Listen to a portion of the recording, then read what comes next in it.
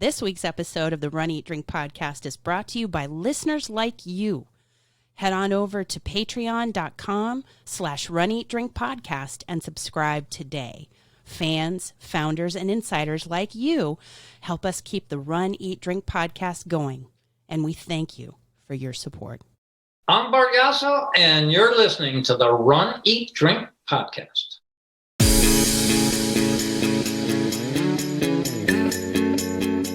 Welcome to the Run, Eat, Drink podcast. We feature destination races from across the country. And after the race, we take you on a tour of the best local food and beverage to celebrate. So whether you are an elite runner or a back of the packer like us, you'll know the best places to accomplish, explore, and indulge on your next runcation. Hey, welcome to episode 176 of the Run, Eat, Drink podcast. I'm your host, Amy. And I'm your co-host, Dana. Do you know it's August? It is. And I know what that means. What does that mean? It means we are getting so close to our first run outside the state of Florida in a year and a half. Yeah. Close to a year and a half. What was the last one that we ran outside the state of Florida? It's been so long, I don't even remember. It might have been, was it Jeff's race in Atlanta? Yeah, because Donna's Jacksonville. That's right. And then we had the Fort Lauderdale half. Our last race outside the state of Florida was Atlanta 2019. Oh. Wow. And yes, for those of you that have been listening along, we are going to be venturing out of the state of Florida a little bit later this month, returning to, of all places, because if you're going to go big, go big. Go big.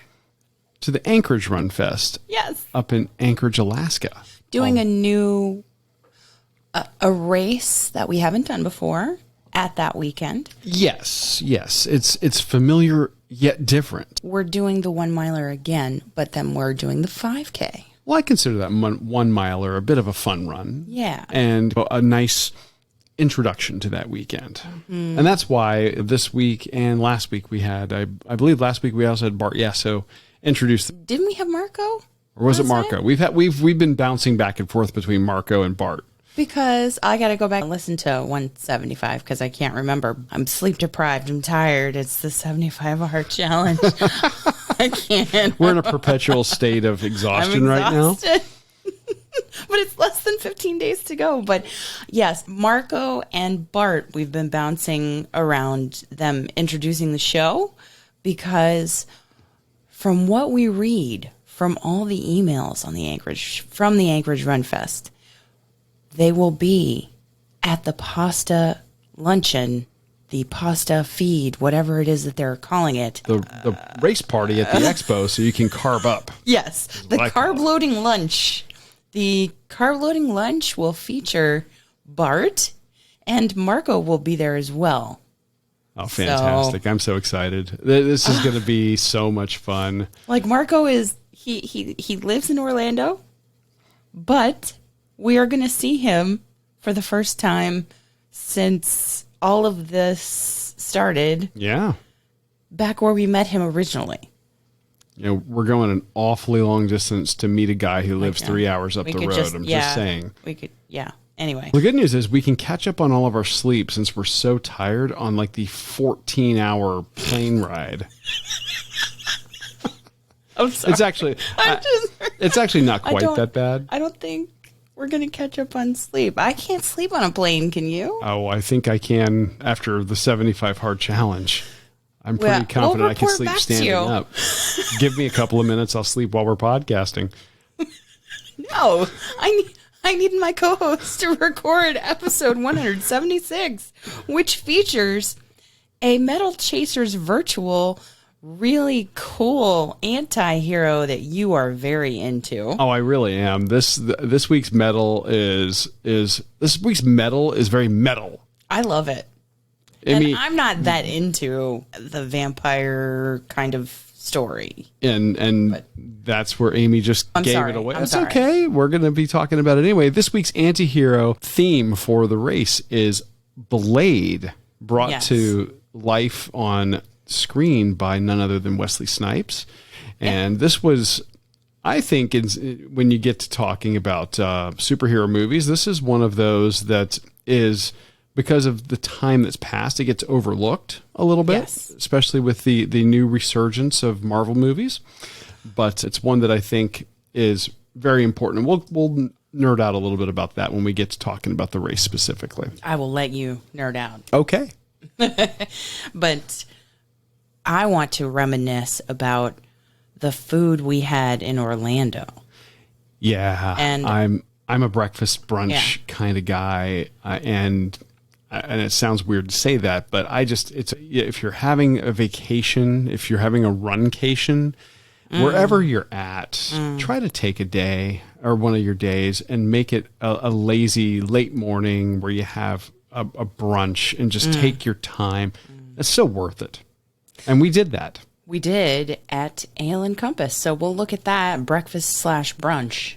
And that's one of the, from when we traveled up to do one of our recent Disney summer series, 5K virtual runs. Yeah, so we'll flash back to that, and we will end the show in the drink portion with some brunch-inspired mocktail recipes from the Run, Eat, Drink podcast test kitchen. Yes, we're going to actually put some arrows in your quiver so that you can have your choice of appropriately flavored brunch cocktail, sans the alcohol, if you so desire. Yeah. So, a lot of good stuff coming up. Yay. So let's talk running. Oh, yes. Or wait, before we even do that, give us a training update. How you feeling? Me? First, I have to shout out Running Through Wonderland Jen on her 5-mile race on Sunday. She posted footage and of her crossing the finish line, feeling good, strong pictures. Love that. Want to send some love and support out to JoJo, who is going through a stint of not being able to run. JoJo is positively probably one on Instagram. And the runners in the Runcation Nation community are so inspiring and have supported us through injury, have celebrated our successes. So I felt the need to shout out those two ladies. Nobody else messaged me anything for the shout outs. So specifically. Yeah, and by the way, we have had so many people join the Facebook page over the last few weeks. We'd be remiss if we didn't say welcome to all of our new members of the Runcation Nation Facebook group. Those of you who are following the Run, Eat, Drink podcast on Facebook, the Facebook page, there's also a group. I think I've got it set up where you get the auto invite to join now. Yeah. So if you haven't joined, please do go over. It asks you like one question just to make sure that you're not a robot. And come on in.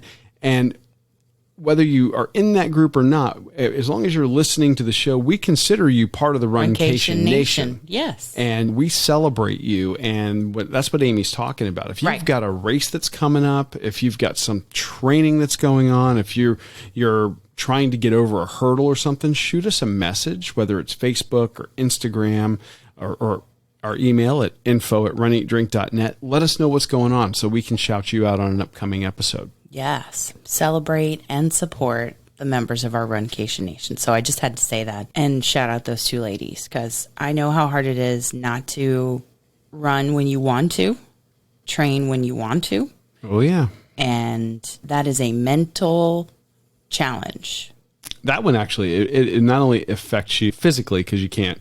Because you love it, run, you want to do it. But it is a double whammy emotionally to your spirit. Yes. And no stronger do I remember and recall that emotion than the Donna Virtual this past year, where we had 41 of you out there doing those races and those runs and just killing it, and you crossing the virtual finish line, the chalk finish line in our neighborhood for your half. And I just wanted to be, it was so hard not to do it. So I feel that, but I also feel the joy for Jen about crossing a finish line feeling strong, doing better than you realized you were going to do, even. Oh, absolutely. And putting it out there on social media for celebration. So, yay, ladies. Absolutely. Tell us more. Yes. Just message us with what we should be shouting you out for. Runners, walkers. Yes. We want to know. So my update, yes. Your update. I know. I diverted the conversation. Now we can circle back to I am continuing to up my cadence drills and acceleration gliders like we talked about in depth last week. So that's feeling pretty good so far. I've been feeling a little bit of IT band irritation, so I've been doing some yoga programs focused on strengthening muscles in the legs and hips and area in the lower body. And also utilizing tools like the BFF massager, like the foam roller. I was going to say more like you call it a tool. I think of it more as a medieval torture device. Exactly. But the foam roller, that thing does work. But you've also got a couple of others. You got a yoga wheel. I do. And that's for your back. It does. You can do other exercises that will target other parts of the body. But when people see the yoga wheel, they most likely think about somebody working out any kind of tightness or tension in the upper and lower back. I know when I tried it out, it was like setting off a string of firecrackers as that thing let my spine relax. And that thing's great. And then you're also trying out a new massager called the Theragun Mini, like a travel version. Yes. So you're trying that out. I'm trying that out, and I will report back. Okay. But not a sponsor of the show. Not a sponsor of the show. Exactly. You knew exactly where I was going to go with that. Although, hey, Theragun, give us a call. Yeah. Just kidding. 941. Not really. 677 2733. Sorry. That's okay. So, at any rate, yes, I'm trying out new tools. I'm trying to stay under the threshold of irritation like Jeff talks about in the emails that we've had back and forth. Jeff Galloway, for anybody who's new to the podcast, is my coach, and we do e-coaching, email coaching back and forth, although he's so good. And although he is continuing to recover from his recent health scare with the heart attack, he is so focused on helping the running community as he recovers. So he is very responsive, and he says, up those cadence drills, up those acceleration gliders. And again, for people who are new to the show, we use the Galloway run, walk, run method, and those cadence drills and acceleration gliders are drills that you can do to increase your rate of your pace, as well as smooth out your transition between the running and walking phase. And we actually talk about those a good bit on a couple of different episodes. If you just go on to runeatdrink.net, scroll to the bottom and search, you can find some of our previous podcasts where we talk about that. Some of our earliest quick bites are of video of Jeff talking about those drills. That's true. Yeah, we actually got to sit down with the man, and he kind of walked us through some of that. Yeah. So it's Jeff Galloway. He's an Olympian. He's America's coach, and we have used his method successfully and continue to do. Absolutely. So let's talk about the run itself. Yeah. I don't know really where to begin. We have, of course... I mean, you didn't even give a training update. My training update, I can give one. I'm actually working around what I either think is some raging tendinitis, some oddly placed plantar fasciitis, or hopefully not a compression fracture in my left heel. You should go to the doctor. I probably should, and I will if it doesn't get better after the 75 hard challenge. Okay. So in the meantime, I have pain not in the bottom of the heel, but at the base of my heel where the Achilles tendon connects. And That's where the pain is. It is worse if I'm off of it for any length of time, but once I get up and get moving, it ends up working itself out. Which is why you liken it to plantar fasciitis. Reminds me very much of a case of plantar, but normally plantar is on the bottom of the foot, on the plantar fascia. And you feel it in the middle of the foot as you get up every morning because you've been off of it. It tightens up. Right. That's not what I'm having, though. So it's but it reminds me of that. It's a cross between a couple of things happening. But yes, go to the doctor. Yes, kids. Is the point. Don't be like me in this respect. I am just I'm toughing it out for the next 14 days, and then we'll see. And then after I rest my foot for a few days, we'll see how it goes. Oh boy. Yeah. Yes. But my training has really been. I've still been doing 2-a-day run walks. And I've been doing them, trying to get them done early in the morning or late at night. Last week, when I was not here for recording, that was because I was traveling for work. I was still doing my 2-a-days, even there, and up in Daytona. And it was warm and muggy and exactly like running anywhere else in Florida. It's this time of year, it's just brutal. Well, we've got members of the Runcation Nation that have that exact same type of thing going on, like Alabama, Louisiana. It is, and then we have, because our podcast is international. I hear it gets a little warm up in Nova Scotia too. But she's been reporting beautiful weather. Rondalee has been reporting beautiful weather. So yeah, I want that weather. It's not coming anytime soon. I can commiserate with other members of the Runcation Nation too. Yes. So yeah, and should we go ahead? Just okay. Weather bell ding, and now Amy's got 90 pounds of dog in her lap because he doesn't like the bell. No. Love you. That's my training update. I'm progressing with it. I'm trying to mitigate the issues. I'm don't really have a lot of a problem except for the first few minutes once I wake up in the morning, or if I'm seated for any real length of time. Yeah. While I'm out on the run, once I've gotten up and gotten moving, I'm fine. It's not impeding my ability to do intervals. It's not impeding my pace in any way, which is nice. So, and you don't feel like it's making it worse? I don't think so. It seems to be pretty consistent. Yep. It's definitely going to prompt me, I think, once the 75 hard challenge is done, to reevaluate if I'm going to continue doing 2-a-day workouts of any kind, what those are going to be, because I don't think that the 2-a-day runs is really helping. I think I'm maintaining my threshold of irritation, which Jeff would. It sounds like you're making it worse too. It's pretty consistent right now. Is it? Okay. Yeah. Well, let's take care of that. Let's take care of you. I mean, so, again, don't do what I'm doing here, kids. This is definitely not what any running coach would encourage. But if it were really genuinely hurting, like I thought there was something seriously wrong, I would, of course, stop and immediately go see a doctor. Of course. That's not what this is. This is just some irritation. But I'm just kind of trying to describe what it feels like when I use those terms. But yeah, so that's kind of been my training update. So consistent 2-a-days, 7 days a week for the last, well, we're on day 62 or 63 as we record this. And I'm exhausted. Me too. So Same. Definitely the need for some rest days in between workouts, I totally get. And I can't wait to embrace that. Yes. I am right there with you.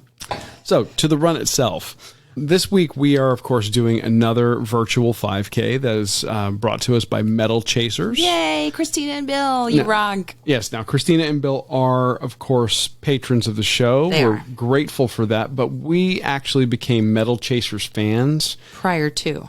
Long before they became patrons of the show. Yes. And regardless of that, their patronage, we would still be doing this series and still be talking about them. Totally. Because, as you all know, if you've been listening to us for any length of time, we are completely in the bag for Marvel and Marvel movies.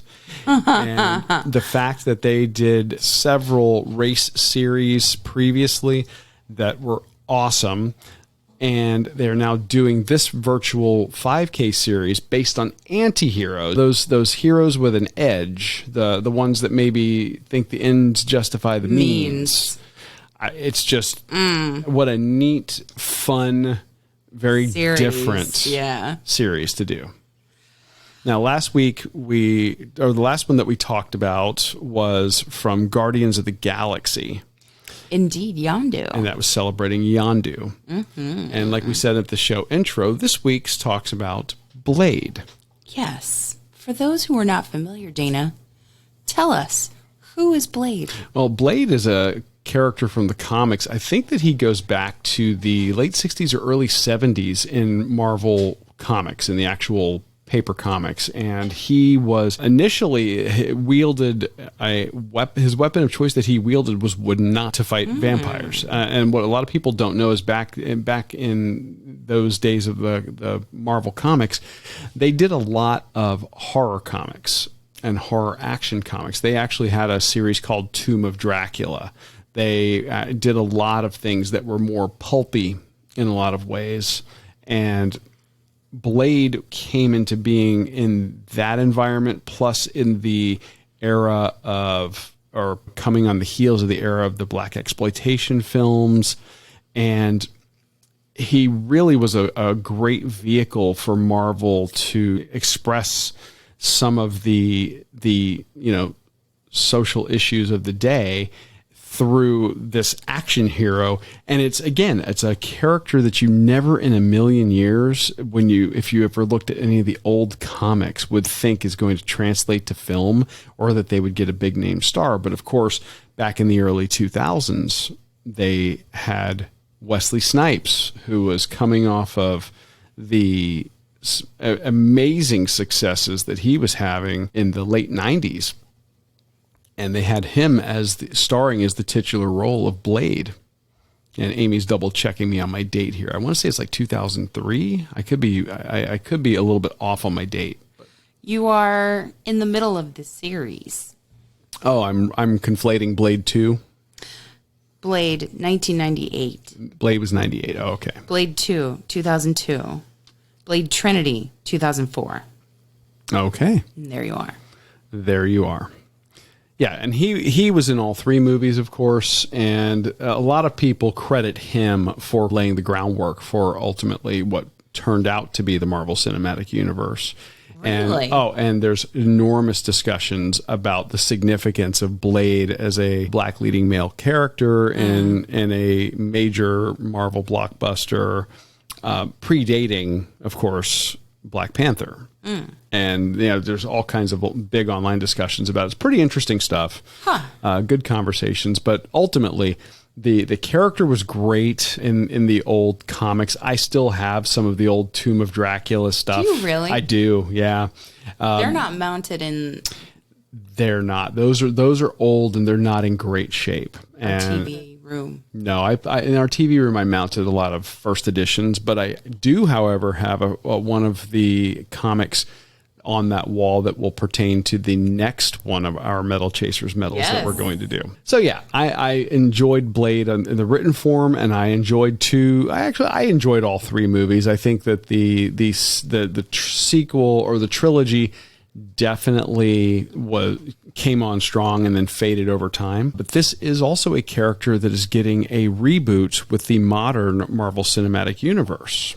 Interesting. And we will be seeing Blade returning to the big screen in a standalone movie with the role recast. So do we know who it is? We do. He played the gentleman who was cast played one of the characters in the Luke Cage Netflix Marvel series. Luke Cage himself? No. It was one of the other characters, but I don't remember his name off the top of my head. Let me do some Google foo here. He's doing the Google foo. And I think the last time we talked about this Medal Chasers anti-hero series, I talked about the little cards that have quotes relating to each anti-hero. And I really like that in terms of, because we always talk about the bib, we always talk about the medal, and I know we haven't talked about how we completed this 5K yet, but I really love inside of the whole kit for this particular 5K, or this whole series actually, how we have a little quote from each anti-hero or anti-hero's movie. And this one says Blade, Medal Chasers, and then it says, I am a weapon, my life is a war, and everybody knows the war never ends. Very cool. I didn't even read that when I was looking at the stuff that came in this particular metal package. Yeah. And I found it. I did some searching around here. And this is Mahershala Ali is the actor's name, and you'll remember him if you watched the Luke Cage TV series. He played Cornell Stokes, aka Cottonmouth. Okay. And that was one I really enjoyed the Netflix Marvel series that they did. I loved Luke Cage. I loved Daredevil. I thought that Jessica Jones was fantastic. It's going to be very interesting to see him reprise this role and see what he brings different to the role. The early movies are very stylized. They really lean heavily into flashy action choreography and techno music, and I'll be curious to see what kind of an aesthetic the new direction team and the actor brings to the role. Yeah. So he's great. He's great in everything he does. He did voice work for Into the Spider-Verse as well. Yes. So he's not a stranger to Marvel by any stretch of the imagination. And you can go deep cut if you watched House of Cards. Yes. And he played Remy Denton Yeah. on House of Cards. We were just talking about House of Cards the other day and how we're like, did we miss a season? He's he's got a lot of talent, a lot of skill. Look forward to seeing what he does with the role. Absolutely. So I talked about the card. Yeah. And of course, we're going to talk about the bib and the medal. And the associated charity is still, for the entire series, Shriners Hospital for Children. Yeah, we mentioned on the previous episode that instead of doing an individual charity for each race in the series, they're doing a single charity to benefit from the series itself. So whether you buy just a single race or you buy the entire series, all the proceeds that they're raising for the charity are going to that singular charity. And a very worthwhile charity. Oh, absolutely. And we're going to have organization. We're going to have a link to them in the show notes. Yes, absolutely. Each time we do a race from this series so that you can find out more about how they support children who might need orthopedic support, who might have a spinal cord injury, who need burn care as well as other conditions. So they do fantastic work, and we will link to them in the show notes. So, our strategy for this 5K, we ran it at home. We did. This was a home, run it in the neighborhood type of event, and ahead of we're doing 3 different travel weekends in August. Yes, we are. So this one was at home, and a great way to keep us motivated through our training at home ahead of all this travel that we're so excited for in August. Yeah, as we've mentioned, the 75 hard challenge and the fact that we're doing so much in terms of 2-a-day workouts, having something to keep us motivated has been really helpful. Yeah. And on top of that, this was on a day where we were really not, we weren't smart podcasters and runners that day because we slept took in. our sweet time getting out and getting moving. And by the time we did it, it was feels like, I think, of 104 degrees. I was wrong. And there was not a cloud in the sky. And if anybody's ever watched any of our live streams from the neighborhood, they know that we get 3 feet of shade at a time. None. There's no shade. There's no shade. And that's, I was going to say, and that's only if the sun is way in the east or way in the west, because it's basically just palm trees lining our street. I really like it when we do a training run together and we get out there, we're smart about it. We adjust to the conditions and temperature, and we're together. Yes. I really like that. It gives us a chance to connect, and I think that we haven't spent a whole lot of time on the show talking about what running as a couple does for us. I think it's very powerful. I would agree. I think that actually is going to be a topic that was going to warrant an entire... Indeed. So, yeah, we'll have to do that. But I just wanted to say, as an aside... Yeah, I agree completely. It gives us a chance to connect and catch up. And I know that you have a different pace. Generally, if you're going for a PR, it's going to be a different pace from mine, so we don't end up on the course together a lot if that's the goal. And that's been very few races where I've said, I'm going to run this for a PR. Oh, I know. You're always with me, and I'm always very cognizant of that. We complete the races together. I think I love that we do that. Yeah. But during the training, a lot of the time we are separated in terms of work schedule. I was going to say it's usually much more about our work schedule than the pace that we each run our training runs. I just really enjoyed the chance to catch up. Yeah. And to be able to fight through the heat together and commiserate together. Yeah, like I said, 104 to 106 degree heat index while we were out there pounding it out, and it was just super humid. It was brutal, and it was great that it was very appropriate given that the title of this is, of course, the Daywalker 5K, because we did this in the middle of the day, and I felt like the antagonist. There's a scene from the original Blade movie where the antagonist Deacon Frost actually uses a very powerful sunscreen to be able to go out in the daylight to confront Blade. And while he's out there, he actually begins sweating. And there's a comment or a line that the Blade says to him, says, your makeup's running, meaning that you better get out of the sun before you burst into flames. I felt like I was going to burst into flames. It was brutally hot. Very, very humid. But we ended up pounding it out. We got it done. And if you can hear anything in the background, it's because after Amy rang that bell, this dog is doing his best to get up in her lap. And that's a 90-pound lap dog she's going to have there. Yes. He's had a very traumatic day because along with massive humidity in the summer in Florida, we also have thunderstorms. Usually they're in the afternoon. Today, they were all day. So as we record, he has just been traumatized all day long. And hasn't left my side all day. Yeah, because he just does not react well to the weather. No. I think we hydrated very well for the weather.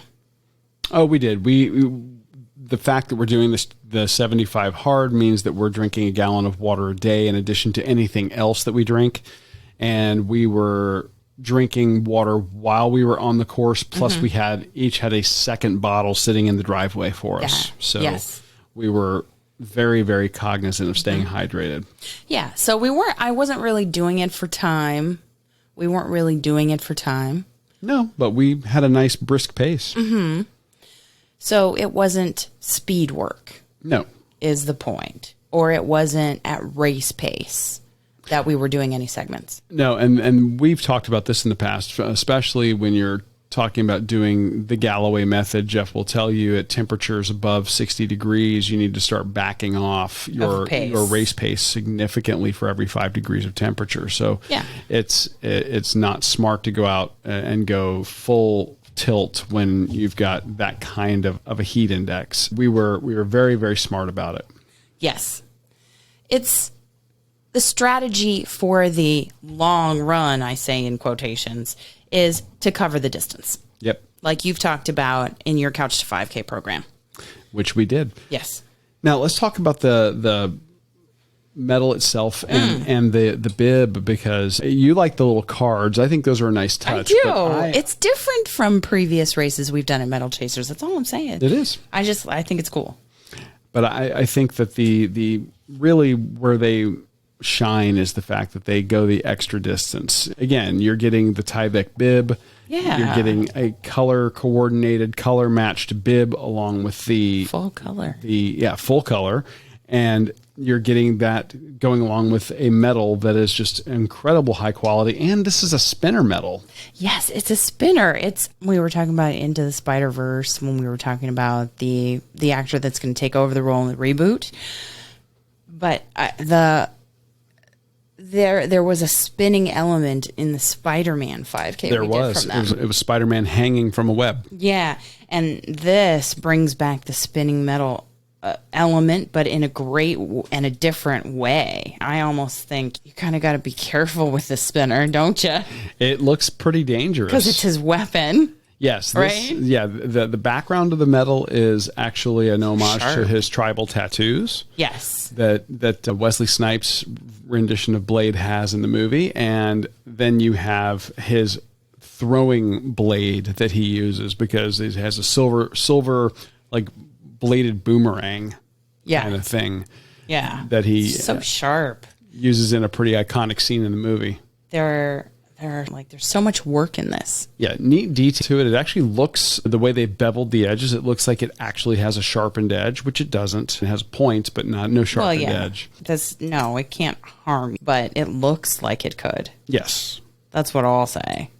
And it has the distance in the middle of that weapon that's the spinner that says 5K, and then the tattoo, the tribal tattoo, as the backdrop for that. And the ribbon, I really love the red, and it says Daywalker in white, and just the font is... Yeah, you got a nice creepy font. Yeah, so thematic. Yeah, great job on this metal. Very, very cool. Very hefty, very large. I mean, again, this thing just screams quality, and I think that anybody that's into, again, great virtuals, benefiting a charity, and they want some cool bling out of it, you're not going to go wrong here. Yeah, for sure. We talked about the need to hydrate. We did, and that's undeniable, but... You have to refuel. You do. Yeah, it makes you hungry. It does. It makes you want a solid post-run meal. And whether you're running in the neighborhood in this Florida heat or if you're runcationing someplace else, we're going to take you up the road a little bit back to the Orlando area, specifically to the resorts near Epcot for our eating segment this week. Because this summer we've talked about places outside the park, Ethos Vegan Kitchen. We have talked about a festival, but we have not talked about resort dining from a plant-based perspective. Absolutely. And I just, at the start of this year, one of our goals was to provide healthful options, both in recipes and also some healthful options you could have when enjoying a place like Orlando and Walt Disney World. Absolutely. And this is a resort that's over near Epcot. It's right on the lake where you have the yacht club, the beach club, and boardwalk. And you also have the boardwalk itself. So there's a lot going on in this area, and it's adjacent to Epcot. Yeah.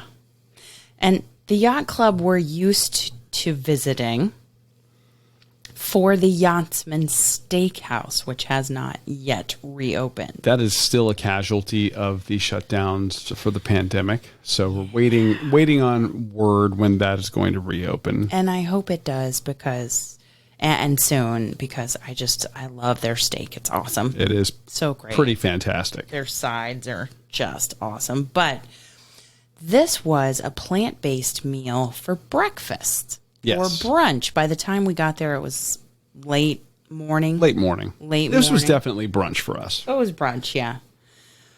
So we had the breakfast protein bowl. And you have a choice of tofu scramble or plant-based eggs with plant-based sausage, quinoa, sweet potatoes, shard kale, pickled carrots served with a carrot ginger dressing, and chocolate avocado toast. There's so much going on here. Yeah, there are a lot of different components. I like We recently featured some food from a local place here in Southwest Florida called Amaze Bowls. Yeah. And what you're starting to see in a lot of places are these healthy bowls or themed bowls. Like sometimes it's a fruit bowl, sometimes it's a poke bowl. Mm-hmm. And in this case, it is a breakfast themed protein bowl. Mm-hmm. And I think it's a neat idea. I like it.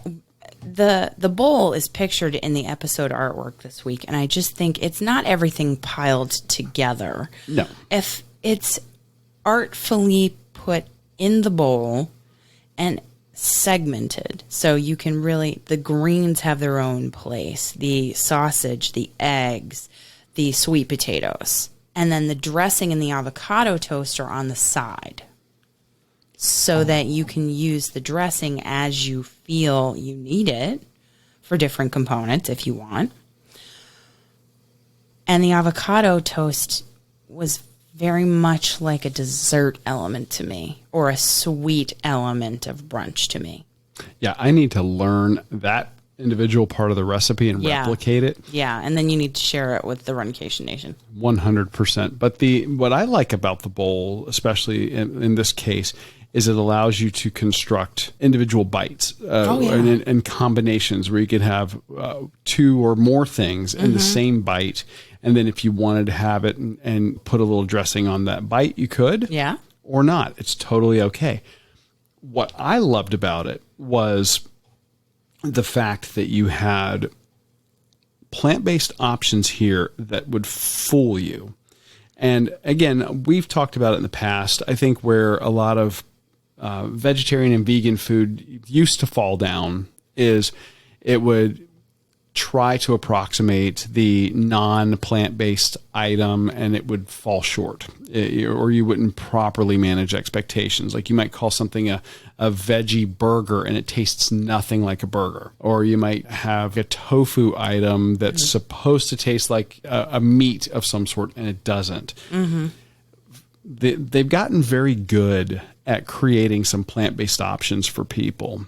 Yes. The plant-based eggs, for instance. Which we both got, because I was so interested in that. We've had tofu a lot. We have. And depending on its preparation and how it's used, it's quite good. Mm-hmm. But we wanted to try this product because we weren't sure how that was going to go. And the plant-based eggs that they used were fantastic. Oh, the way they were prepared. I love a sweet and savory option at breakfast. I miss buffets. Yes. Where you can get an omelet or scrambled eggs or an egg over easy, something like that. But then you can also get waffles or pancakes or something like that, so that you can have the best of both worlds. So I was really missing eggs over the 75 Hard Challenge. And this was a great way to discover having eggs, something like eggs, and still being plant-based. Yeah, and this is basically I believe that it's a mung bean product that when it's cooked, it cooks up like scrambled eggs and is absolutely one of those types of foods where you have to do a double take to make sure you got the right thing. Yeah, you could tell in the picture. We were very surprised. It was so good. The plant-based sausage, same thing. Companies like Morningstar Farms or Gardein are now producing these plant-based sausages that are delicious. And unless you really saw it being cooked and taken out of the package, you might not know. And then, of course, the other items, I love quinoa anyhow. I think that quinoa is something that we first discovered when we were staying at Disney's Animal Kingdom Lodge several years ago. They had it on a breakfast buffet at, I want to say, Boma. Maybe. Is where we were having breakfast. You're remembering more than I am about our discovery of quinoa. And I can eat sweet potatoes anytime. You know, the wilted chard and kale, if you're looking for little green elements. Pickled carrots for something tart. And so you brought it up. The chocolate avocado toast. Yeah. This sounded so weird. And then when they brought it out, I'm like, this is not what I expected. I know. They basically made Nutella out of avocados and dark cocoa powder. Something. And sugar. I don't know what all they did, which is why you need to replicate this recipe. So it was like a multi-grain, plant-based option for toast. And it was fantastic. It was so good. And I thought, avocado and chocolate. That's gotten popular in cakes. You see a lot of recipes for cakes that involve avocado. It did not taste like avocado. I just want everybody to know it tasted like a Nutella option. Yeah. It wasn't so much hazelnutty as the texture and the chocolate flavor. No, it definitely leaned into the dark chocolate flavor. Mm-hmm. But texture wise, So good. You could have fooled me. I would have thought this came out of a jar. Oh, so good. And I liked the ginger dressing for the bowl itself, and we got a side of fruit as well.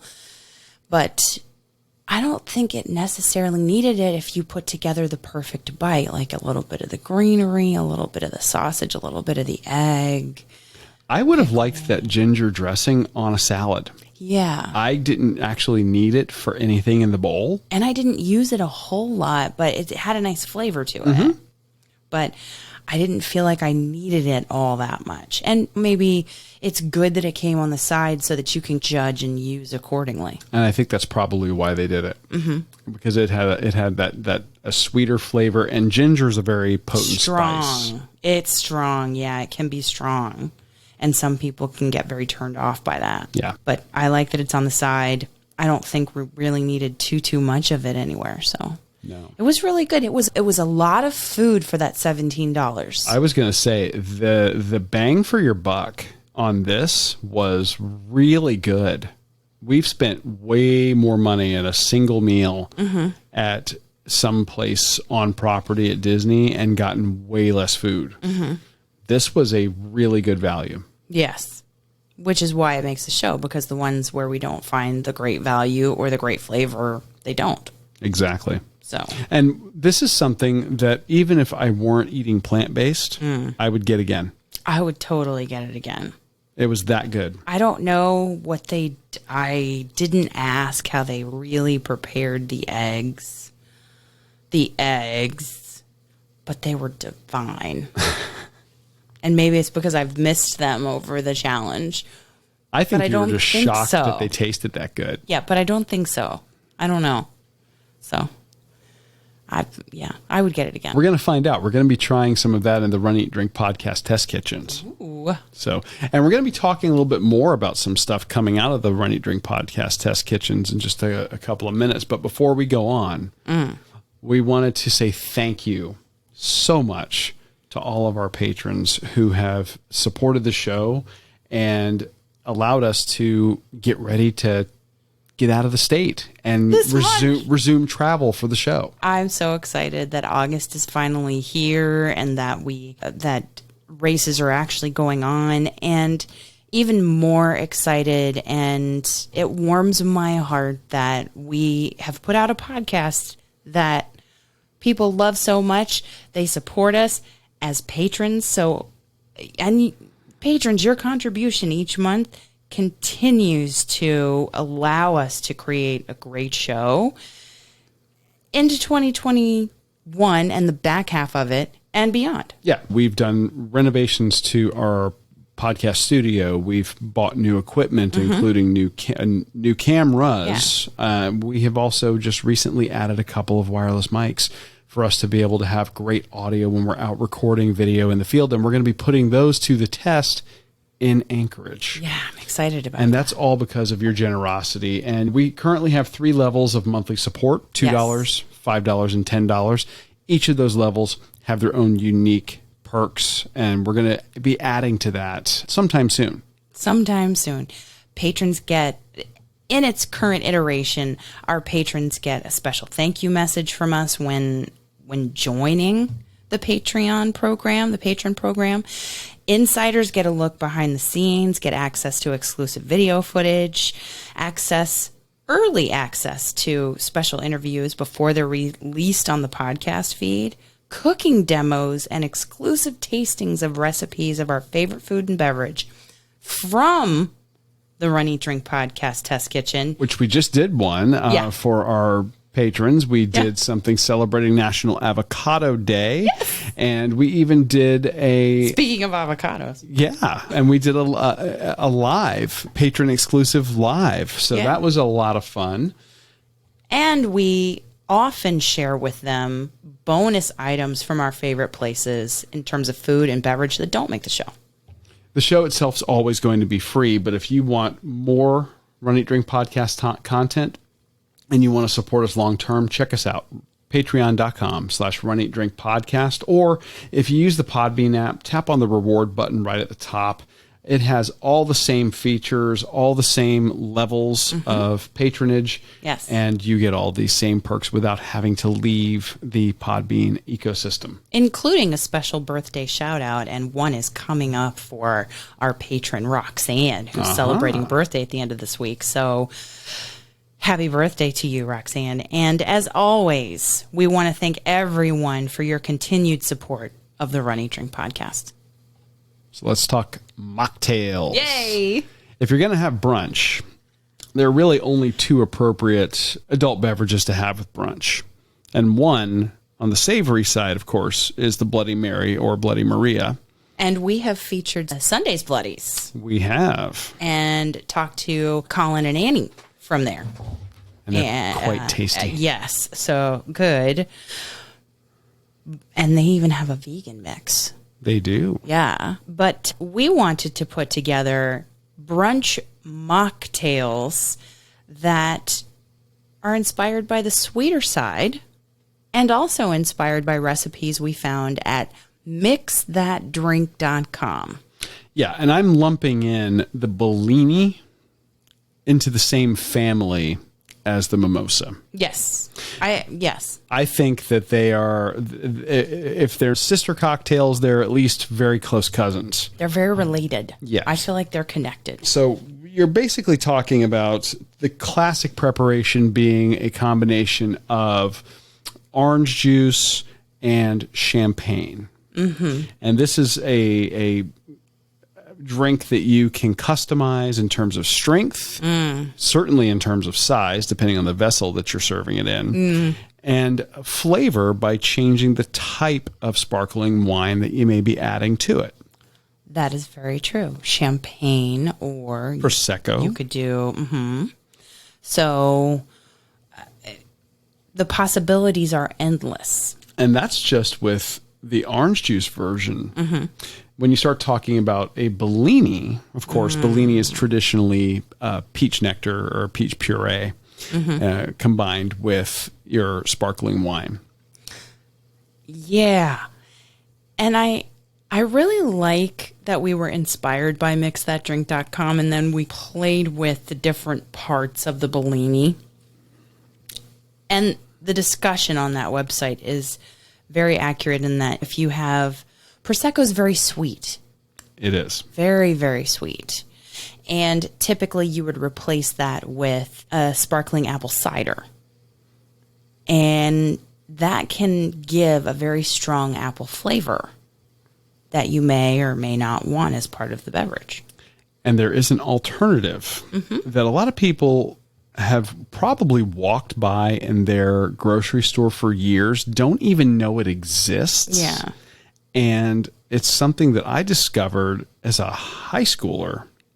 You did? I did. I don't even know that I knew it existed in high school. I did because I'm going to get in the Wayback Machine. Go ahead. Back when I was a Get in the DeLorean. a young lad, and I was wanting to have a special date night with a young lady, and I was not old. That was not me. That was not you. And I was not old enough to purchase anything alcoholic. I did find that you could purchase sparkling grape juice. Yeah. That's actually packaged and bottled under pressure in a glass bottle that looks just like a wine bottle. And there's a sweeter version and then there's a drier version. Yes. And not all are readily available across all grocery stores or markets. But we at our local grocery store, got our hands on a sweeter version of the sparkling grape juice. We did. And this is something that's usually not in the same section where they keep the wine. Even though it looks like a wine bottle, you'll probably find it in the aisle where they sell fruit juice. Yes. And that's where you found it. I did. Usually top shelf. Yeah. And I like that in this Bellini recipe, we have peach puree, mineral water, and the sparkling grape juice, because you can play with the combination of the mineral water versus the grape juice to adjust the level of sweetness to your palate. Yes. And I think especially if you're using the sweeter grape juice, that is even more important. The mineral water. The mineral is more water. important, yeah. And by using mineral water, and you could use anything, mineral water or club soda, something as long as it's got good effervescence to it, good bubbles. That's the main goal. And our recipe is really simple. And this is again the riff on mixthatdrink.com. We use 2 ounces of peach puree. And we actually got fresh peaches and blended them. They're in season right now. But you could use frozen. Oh, 100%. Yeah. Frozen. This is a perfect cocktail for keeping some frozen peach wedges in your peach slices in your freezer. 2 ounces of peach puree, an ounce of mineral water, and 3 ounces of sparkling grape juice. Serve that in a fancy champagne flute. And this is a great alternative for people like us who right now are not having alcohol. There are also many times where you might have a family brunch, or you may have a special occasion where some of the guests may not be able to imbibe in alcohol. You may have somebody with health issues, somebody who's purposely avoiding it, or somebody who might be pregnant. An expectant mother at a baby shower. Yeah. That's a great alternative. Or a designated driver. Also a great alternative. So I think this one's one of my favorites, but I love peaches anyway. Like I've said in the past, I'll eat peaches like a apple, skin and everything. Ooh, yeah. So it's good. It's especially because they're in season right now. They're so flavorful. They really are. Juicy. Just perfect. Now for the second riff on our version of this cocktail that we made, we went classic. Oh, mimosa, which is using orange juice. And it's half and half for us. It's half orange juice and half of the sparkling grape juice. Yeah. And for this, the only recommendation I could really give is this is probably not the drink for you to get the high pulp orange juice. Otherwise, you end up with a layer of pulp on top of your drink that's not very visually appealing. Tastes fine, but it just doesn't look great. Yeah, you don't need the pulp. No. You really don't. I mean, look, we're having FOMOSas here. FOMOS. It's not. This is not the day for worrying about are you getting enough vitamin C. Just saying. So you don't need the extra pulp. No, in there. And like you said, you can go half and half with this one. But again, if you've got the sweeter grape juice, you can always play a little bit with with adding a little bit of sparkling water as well. You were more a fan of the mimosa using grapefruit juice. I never in a million years thought this was going to be the case. This actually... Or I'm sorry, you called it a FOMOSA. A FOMOSA. My apologies. I did not expect to like this one as much as I did. And again, we ended up riffing on this a little bit where we combine 3 ounces of grapefruit juice. We thin it out a little bit or back off of that tartness that the grapefruit juice normally has. Man, yeah. With an ounce of sparkling water, and then top that with 2 ounces of sparkling grape juice. The interplay of the sweet grape juice and the bitterness and tartness from the grapefruit. Perfect. And that by softening it with the sparkling water, this ended up being my favorite of the three. I love peaches. Here is my theory about this. I think the grapefruit version was your favorite because the flavors remind you of one of our favorite beers, Schafferhofer. Schafferhofer being, yes. Grapefruit. That is a very grapefruit forward Hefeweizen. Yeah, that is true. It did remind me of that. So 100%. Ha. What'd you think of it? I thought it was great. I would have it again, 100%. I was surprised by how much I liked the Formosa with the orange juice and the sparkling grape juice. I was surprised at how I thought it would just be sweet on sweet and too much, but it really highlighted the orange juice flavor, and I like that. And gave it just a little bit of, I love a fizzy drink. I love the bubbly. There's something, especially if it's celebratory, and again, if you're doing brunch, I think it's just it's a light, fun, very drinkable type of cocktail, or in this case, mocktail. Yes. Or Formosa. So I think that these are just so much fun for you to do on the weekend. And again, if you're avoiding alcohol, these are great alternatives.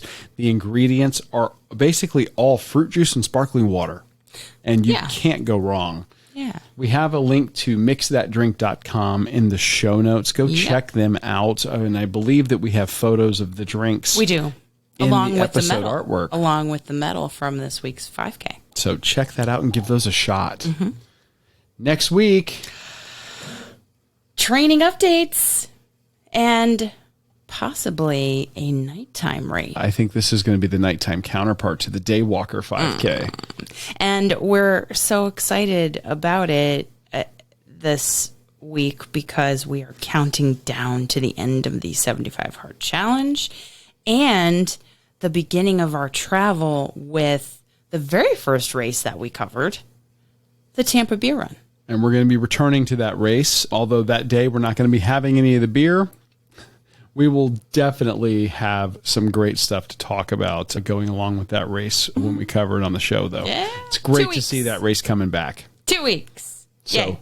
In the meantime, we really appreciate your support in helping us grow the Runcation Nation. We have had tremendous growth on Facebook, and we cannot thank you guys enough.